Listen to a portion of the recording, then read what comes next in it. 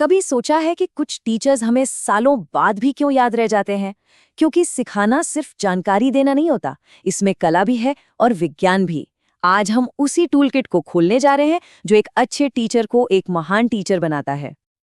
यही तो सबसे बड़ा सवाल है ना? और इसका जवाब कोई जादू की छड़ी नहीं है। इसका जवाब छिपा है एक शानदार टीचिंग टूलकिट में, और उससे भी ज्यादा जरूरी ये जानने की कला में कि कब कौन सा औजार इस्तेमाल करना है। तो इस टूलकिट में है क्या क्या? हम 5 जरूरी हिस्सों पर नजर डालेंगे। ये समझिए कि ये हमारा रोड मैप है।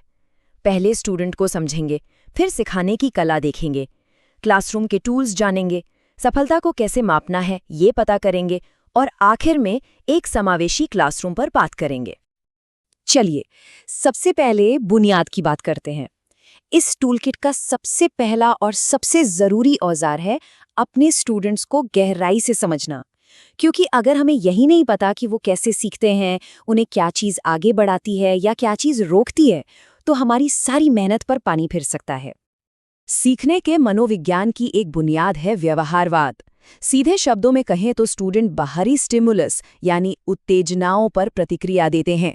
सोचिए, एक स्टूडेंट क्लास में कुछ बोलता है और टीचर उसकी तारीफ करती है। ये एक पॉजिटिव रीइंफोर्समेंट हुआ, तो क्या होगा? जाहिर है वो दोबारा ऐसा करने के लिए मोटिवेट होगा। ये आइडिया इसी बात पर टिका है कि प्रैक्टिस और सराहना से सीखने को सही दिशा मिलती है।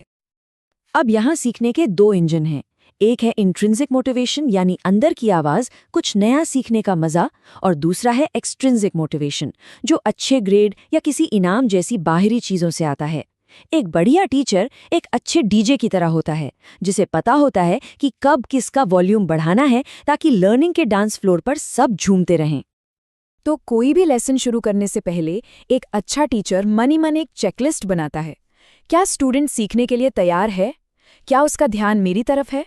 उसे इस टॉपिक में दिलचस्पी कैसे आएगी? और मैं ऐसा क्या करूं कि ये बात उसे कल भी याद रहे? ये 4 चाबियां सब कुछ बदल सकती हैं। ठीक है, तो हमने कौन यानी स्टूडेंट को समझ लिया। अब आता है मजेदार हिस्सा। चलिए कैसे पर चलते हैं। वो कौन सी टेक्निक्स और कला है जो थ्योरी को क्लासरूम में जिंदा कर देती है? ये एक बहुत पावरफुल आइडिया है। सीखने का मतलब सिर्फ दिमाग में जानकारी भरना नहीं है। असली लर्निंग तब होती है जब वो 3 लेवल पर काम करे। कॉग्निटिव यानी सोचना, अफेक्टिव यानी महसूस करना, और साइकोमोटर यानी कुछ करना। सोचना, महसूस करना और करना। किसी भी फिजिकल स्किल को सीखने का तरीका बड़ा दिलचस्प होता है। इसे ऐसे समझिए, जैसे कोई बच्चा साइकिल चलाना सीख रहा है। पहले वो बस देखकर नकल करता है, फिर किसी के सहारे से चलाता है, फिर धीरे धीरे बिना सहारे के चलाने लगता है, और एक दिन वो बिना सोचे एकदम एक्सपर्ट की तरह चलाने लगता है। ये एक एक करके स्टेप्स पार करने जैसा है। सिखाने की कला असल में सही सवाल पूछने की कला है। कन्वर्जेंट सवाल एक टॉर्च की तरह है जो एक ही सही जवाब पर रोशनी डालते हैं, लेकिन डाइवर्जेंट सवाल किसी आतिशबाजी की तरह हैं जो हर दिशा में क्रिएटिविटी की चिंगारियां छोड़ते हैं और नए नए आइडियाज को जन्म देते हैं। चलिए अब बात करते हैं उन असली टूल्स और तरीकों की जो टीचर्स हर रोज क्लास में इस्तेमाल करते हैं।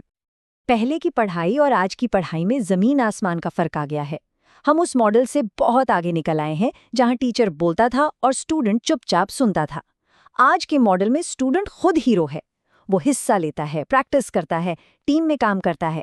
नतीजा एक ऐसी लर्निंग जो ज्यादा गहरी और टिकाऊ होती है। इन सभी मॉडर्न तरीकों में एक बात कॉमन है, ये सारे तरीके स्टूडेंट को पावर देते हैं। अब बात सिर्फ ये नहीं है कि उन्हें क्या सिखाना है, बल्कि उन्हें वो टूल्स देना है जिससे वो कैसे सीखना है ये खुद खोज सकें।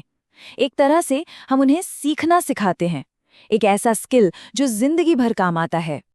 ये एक बहुत ही सिंपल लेकिन कमाल का पावरफुल टूल है। जरा सोचिए, मैथ्स की क्लास में असली नोट इस्तेमाल करना या साइंस में असली फल दिखाकर पढ़ाना। इससे सीखना किताबी नहीं रहता, एकदम असली, ठोस और यादगार बन जाता है। अच्छा, तो टूल किट का अगला टूल एक टीचर के लिए जीपीएस जैसा है।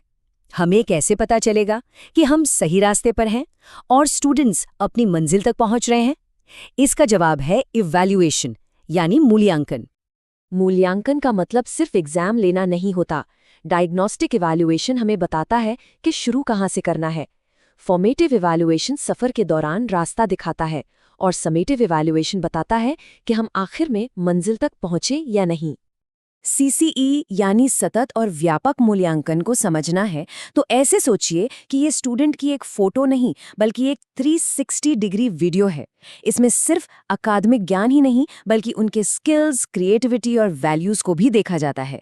इससे फाइनल एग्जाम का प्रेशर कम होता है और स्टूडेंट के विकास की एक ज़्यादा सच्ची तस्वीर सामने आती है। एक अच्छा मल्टीपल चॉइस क्वेश्चन बनाना भी एक कला है। सवाल एकदम साफ होना चाहिए, सही जवाब सिर्फ एक ही हो और जो गलत ऑप्शंस हैं वो भी ऐसे लगे कि शायद सही हो सकते हैं। और सबसे ज़रूरी बात, सवाल रट्टा मारने की नहीं बल्कि असली समझ को परखें। और अब हम आते हैं इस टूलकिट के सबसे ज़रूरी हिस्से पर, एक ऐसा माहौल बनाना जहां हर एक स्टूडेंट कामयाब हो सके। तो इंक्लूसिविटी सिर्फ एक अच्छा आइडिया नहीं है, ये 3 पिलर्स पर खड़ा एक पूरा सिस्टम है। एक साफ सोच, एक एक्शन प्लान और इसे सपोर्ट करने वाले कानून।